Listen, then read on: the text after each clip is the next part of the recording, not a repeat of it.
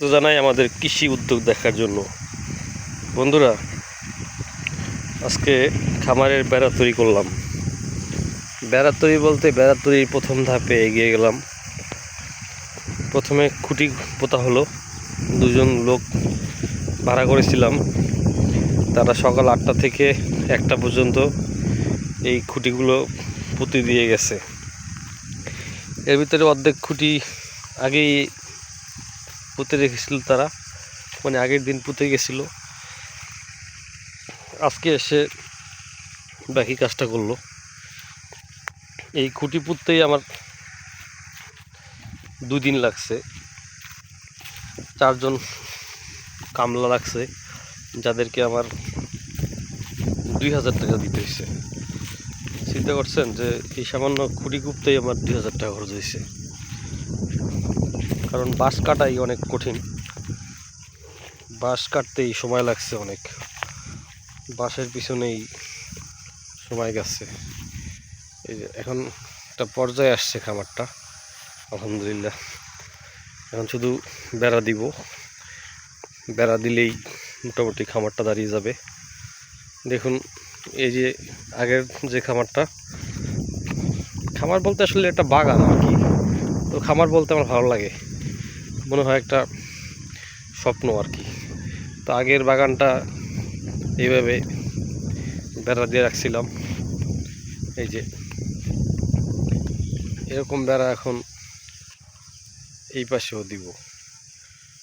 এখানে মোট 8% জমি। ভুল বললাম হয়তো, 8 করা জমি। 8 করা জমিতে আমার এই বাগানটা, লম্বা করে জমিটা। এখন এই জমিতে আমি 2টা পুকুর পাইছি। একটা পুকুর অবশ্য ভরে ফেলতে হবে। এই যে একটা পুকুর পাইছি, আর এখানে পেলাম আর একটা পুকুর। এই যে আর একটা পুকুর। এই পুকুরটা একটু ছোট, বর্ষাকাল যাতে পানি মাছ প্রবেশ করে সেই জন্য একটা ছিদ্র রাখছি। এই যে ছিদ্রটা একটু 4 ইঞ্চির পাইপ দিয়ে দিছি, যাতে পানি প্রবেশ করে, সাথে মাছের পোনাও প্রবেশ করে। দেখবো যে এটার ভিতরে কি মাছ পানি কি থাকে। আর এইটা হচ্ছে আমার বাগানের আগের অংশ। এখানে একটা বেড়া দিতে হবে। এই যে দেখা যাচ্ছে কুমড়া গাছ, এখানে একটা ঘাটও আছে। অনেকে এখানে হাত মুখ ধুয়ে গোসল করে, পানি নেয় এখান থেকে। তো এই পাশটাতে গাছগাছালি একদম ভরা, সবুজ হয়ে আছে। গত 2 দিনের বৃষ্টির কারণে আলহামদুলিল্লাহ এখন কয়েকদিন পানি না দিলেও চলবে। মাটি একদম পুরা ভিজা। হয়তো আবার অনেকদিন বৃষ্টি হবে না। আমি যখন বাড়ির দিকে, ঢাকার দিকে রওনা করবো, আমি তখন করবো, পানি দিয়ে যাবো আরেকবার। আপাতত ওই 2-4 দিন এমনই থাকুক। এখানে নানান জাতের দুর্লভ বিলুপ্ত প্রজাতির গাছ আছে। চুইঝাল, গোলমরিচ, কফি, কোকোয়া, এরকম শুরু করে এরকম নানান জাতের গাছ আছে, যেগুলোর নাম অনেকেই জানে না, আমিও এক সময় জানতাম না।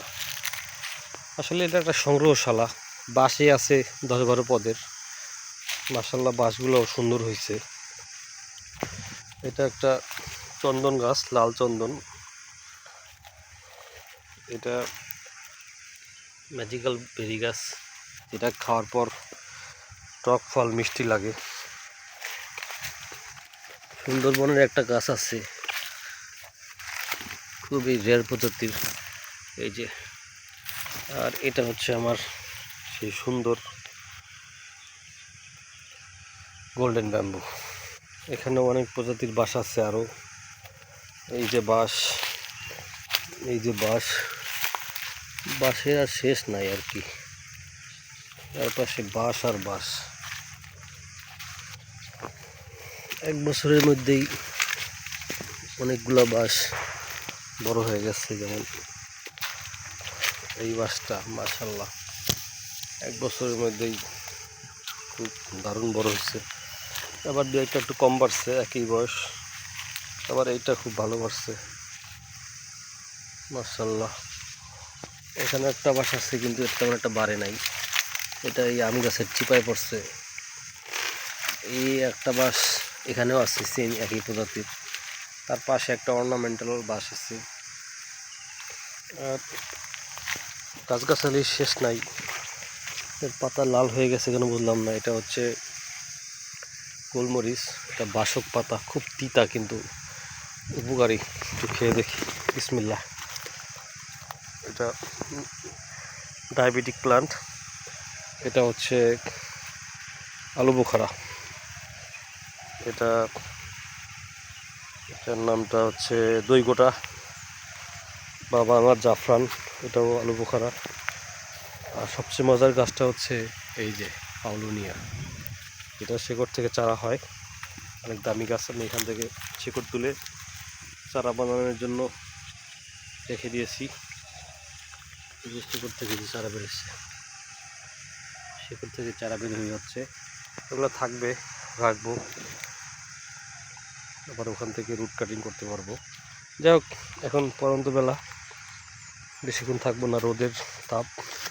বিকালবেলাটাই খামারে রোদ আসছে অনেক, কিছুক্ষণ থেকে বাড়ির দিকে চলে যাব। আবার আসলে আপনাদেরকে দেখাবো। আপনারা ভালো থাকেন, আসসালামু আলাইকুম।